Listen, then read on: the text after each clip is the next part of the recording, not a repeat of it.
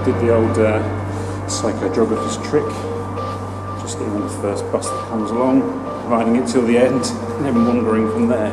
So I don't really know where I'm going today, just make it up as we go along. First things though, I need our breakfast.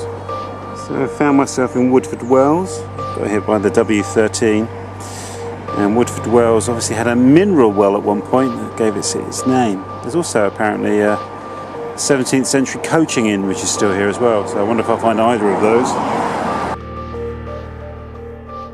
So here's the Horse and Well, established in 1730, so it's 18th century, not 17th century. You can blame Wikipedia for that. It's quite a majestic looking old boozer, isn't it? And you can imagine when that was built, this would have been right on the edge of the forest, so it would have been surrounded by trees here. None of these buildings would have been here. Woodford Wells was merely a hamlet in those days, a straggle of buildings apparently.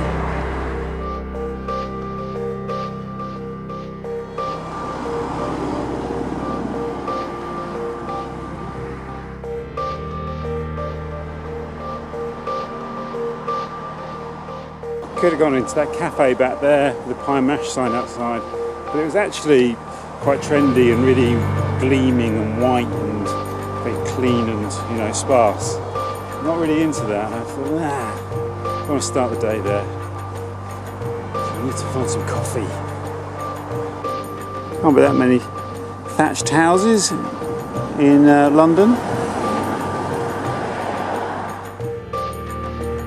That's Bancroft School. Expensive private school. It's been there for quite a while. I'll stick the date up on the screen. There's a little footpath here that leads off a street called the Glade, and that leads into Knighton Wood. Can't really see it. There's a little stream down here. Let's go and try and get a better look. Here you go, look. Here's the actual little stream coming out of its culvert, trickling down through Knighton Wood. And this is delightful. It's exactly where I want to go. I'm not going to find coffee in here, am I? Dilemmas.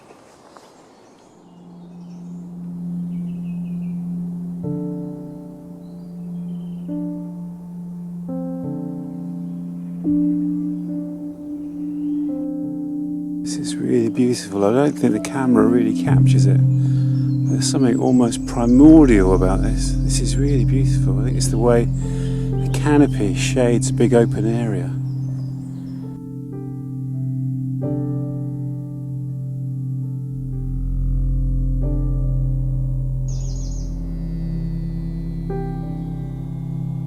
It's funny, part of me is still backpacking 25 years ago, somewhere in my psyche. A bit of me never really came back. And this reminds me of jungle trekking in Southeast Asia. And also the time I spent in Australia as well, going up to the Blue Mountains outside Sydney. And it's still very close to me. Something about the smell, I think it's maybe the smell, it's got like a damp woody smell and it just brings that back.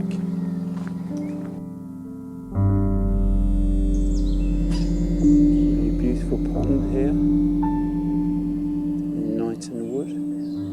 Sort of between Woodford Wells and Buckhurst Hill now.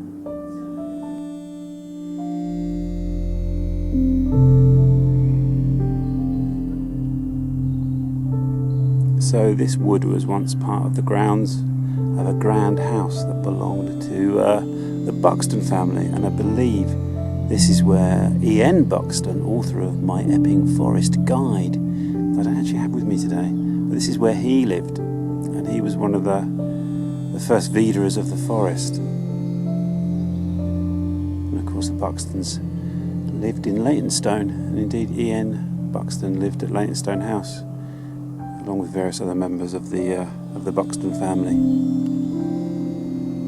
Very influential family in London. So the family then sold the house and the grounds to the Corporation of London.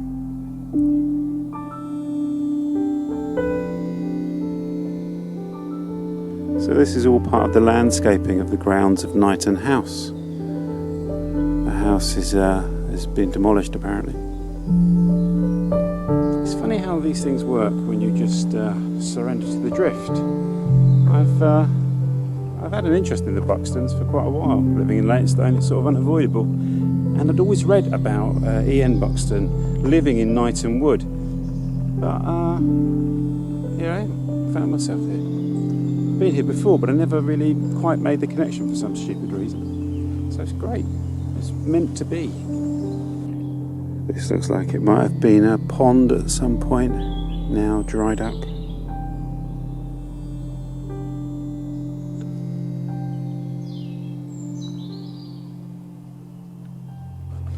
Very friendly group of dog walkers I met back there. Really lovely people. Some pretty cute dogs as well. So I believe this area here is called Lord's Bushes.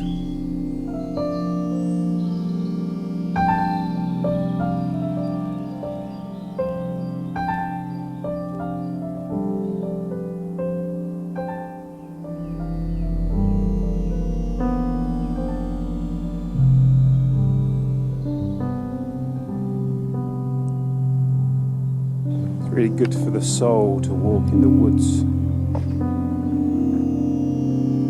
It's definitely got a distinctive feel to it, this wood. Quite distinct from Wanstead Park or Epping Forest. It's got its own character and personality. It's also got some great dogs.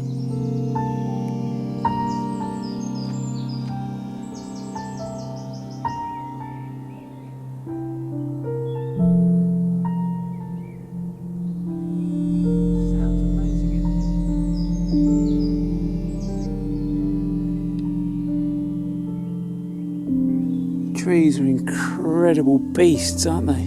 Look at this beauty. All hollowed out and dead, but still supporting a myriad of different life forms. Lord knows what I've got all over my back after standing in here.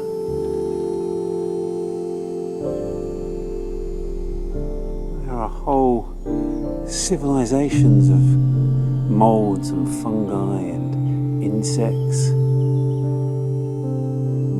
Just in this one dead tree trunk.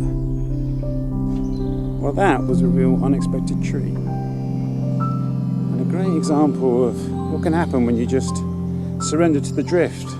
Jump on the first bus that comes along. But I really do need some breakfast.